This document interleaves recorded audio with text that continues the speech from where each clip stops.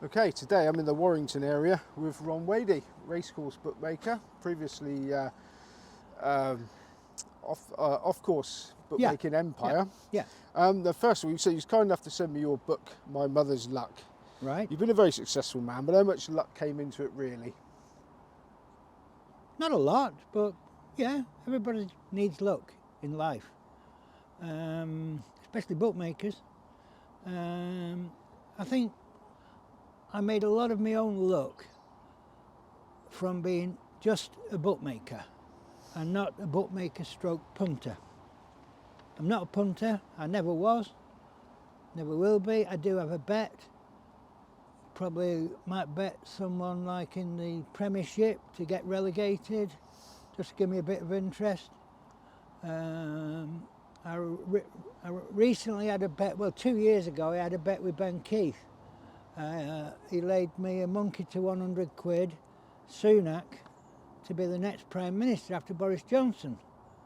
That's where I'm a bit unlucky as a punter. He's now Prime Minister after Liz Truss made a town halls of it. So that's my sort of luck as a punter. Yeah, but having read your book, I don't get the impression that a few reversals would have stopped you much. Had me reversals. Listen, I lost 30 grand when United did the treble in 1999. I laid a 30,000 to 3 that they did the treble. And I hate United. I always did. I'm a City fan. Proud of it. And I mean, I did hate United pre-1999, Fergie's follies, and I can't put into words now what I think of them. But you bet that upsetting all the football fans apart from Man City ones. You made your fortune in the heyday of betting shops. You were at the right place at the right time to get involved. No, I've always had a good business head. That's one thing. I mean, I'm not a boaster. I hate braggarts. I got a good tuition when I started working for Wally Mills in Wigan when I was 18. He taught me an awful lot about the game.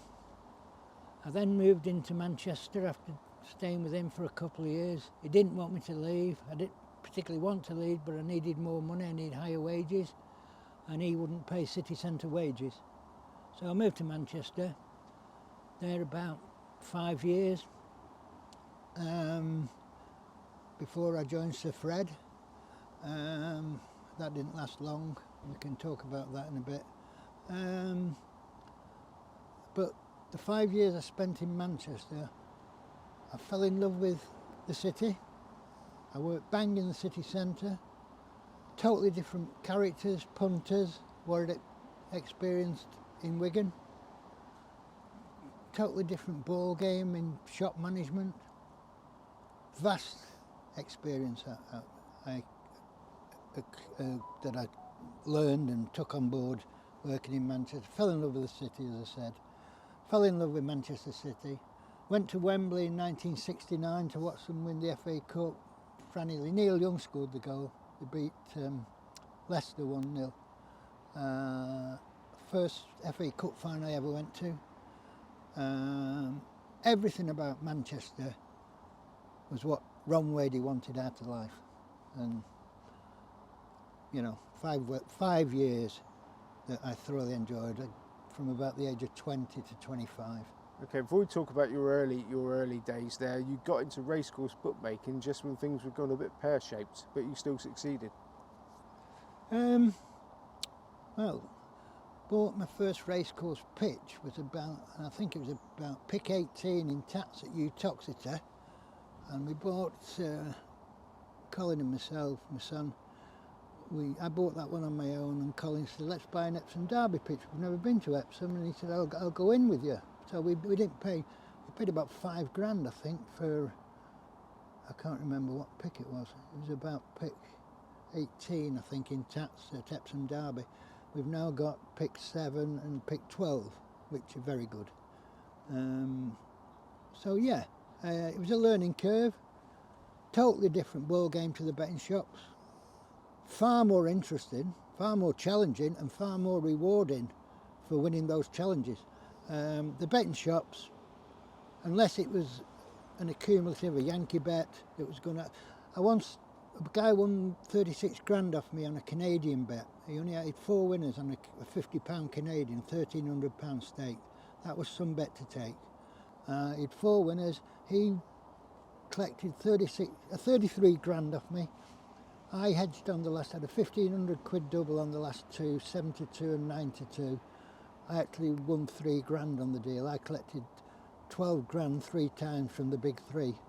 And the geezer, the punter, done his 33 in with me over the next 6 months. So that was a bit of shrewd bookmaking. So what attracted you to betting shops in the first place? I worked for United Kingdom Atomic Energy Authority. I left school. I went to a grammar school, went in the 6th form with a view to going to university. I came from a very poor background. My mum and dad weren't wealthy. They were virtually paupers, and they couldn't afford to send me to university. They were scraping the barrel. My mum was trying to save every penny she could to send me to university. After 1 year in the 6th form, I went home one night. Some of my mates who'd left school in the 5th form, after the 5th form, were earning money. I used to borrow, well, not borrow, my mum would give me £1 to go out with my mates on a Wednesday or a Tuesday or something. And I felt embarrassed asking her for it. She couldn't afford to give me £1. And so I said to myself, look, she can't afford to send me to university. I was clever enough to go. I was very good at maths. And I said to her, I'm leaving school. And that really upset her. Anyway, I left, got a job, earning £3 a week. She got me the job actually in a biscuit machinery manufacturers. I was in the wages office, and the head cashier was a guy called Jack Hart, my mum's friend, and he sacked me because he kept catching me in the betting shop when I should have been in work. Life's a bitch. So then you started to work in betting shops? I did, yeah. Got a job with Wally Mills in Wigan. I broke my leg playing rugby. I was heading for county standard, played for Lancashire rugby. I went to school with Franny Cotton, who everybody my age will remember him, and what a fantastic prop forward he was, played for England many times. He left Newton Llewelyn's rugby club, where he played with me, to hit the big time, because Newton Llewelyn's rugby club wasn't big enough to attract the scouts. And Franny he went to Waterloo on the Wirral, then he did a season there, then he moved to Sale, and then he was a county player and an England player. And the guys at Newton who were running the rugby side of things, it was a cricket club as well, said to me, you're going to have to go and play at Sale, Ron, because you're going to be a county player. I said, I want to play with all my mates. All my mates are playing for Newton Llewelyn. Look, do you want to be a county player? I said, of course I do. But anyway, I never went to Sale because we played in a 7-a-side tournament at Oxford University. All England, there was 64 teams. And there was no subs in those days. If anybody got injured, you played your next match with 6 men. Anyway, we were going to win it. We were favourites to win it. We had a cracking side. Franny Cotton, prop forward, he was like 3 men. He was like 3 players in one. David Hill played out half. He went on to play rugby league professional for Wigan for years, him and his brother Cliff. Played for Great Britain once, and he was out half. I was the centre. Dave Hill used to just create gaps for me to go through. I was top try scorer all through David Hill. I had a wicked sidestep, very good handoff. Was a bit of a dirty bee at times. I flattened a few. And I remember one match, David, we were playing Orrell. They were the top team in the Northwest. And it was going to be always going to be a bloodbath, and it was. And Dave Hill says to me, you see that guy that you were marking, their centre? He said, yeah. He said, he's a county player. Oh, I said, yeah, right, okay. When's the next county match then? He said, there's one in a couple of weeks. I said, he won't be playing. I nearly took his head off first time he got the ball. I never saw him again. No, that was handy for your later betting shop career, because there was a story where one of the Quality Street gang came in and he didn't Yeah. put the frighteners on you, did he? He did about 2 years ago when I realised who he was, and you're talking about 50 years ago when the incident happened. I'd moved on from Wally Mills because of the money situation, wages, and this geezer walks in, and in those days there was no fifth the odds, every race was a quarter the odds. And there were obviously some bad each way races, and the shrewders were in you, especially in the city. And this geezer walks in, never seen him in my life, looks a bit shifty. The cashier passes to me this bet, can I take this? Monkey each way on second favourite in the 2-year-old race, 4 chance.